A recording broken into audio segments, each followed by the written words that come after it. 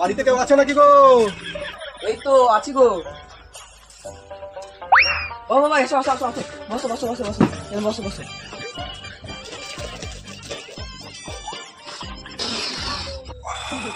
বসো। তোমার এই বাড়ির ভিতরে এই জায়গায় 50 ফুট নিচে প্রচুর সোনা দানা ধন সম্পত্তি লুকানো আছে। আগের কালের রাজারা সব এখানে লুকিয়ে রেখে দিয়ে গেছিল। বাবা বাবা বাবা বাবা, তুমি তো অনেক উপকার করলে বাবা। কালকে আমি এখানে জিসিপি এনে খুঁড়ে সব লন্ডা বন্ধ করে দেবো। বাবা বাবা, তুমি কি করে বুঝতে পারলে এখানে অনেক সম্পত্তি লুকোনো আছে? আমি সব কিছু বুঝতে পারি বৎস।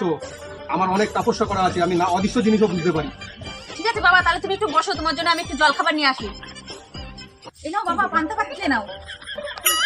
তো বৎস, পান্তা ভাতের সাথে একটা কাঁচা লঙ্কা, একটা পেঁয়াজ হলি তো তাও তো একটু খেয়ে শান্তি পাওয়া যায় না কি? তুমি ঠিক করে দেখো বাবা, ওর মধ্যে সব আছে। তাই তো, এখানে কিছুই তো দেখা যাচ্ছে না। তার সাধু এগুলো কি?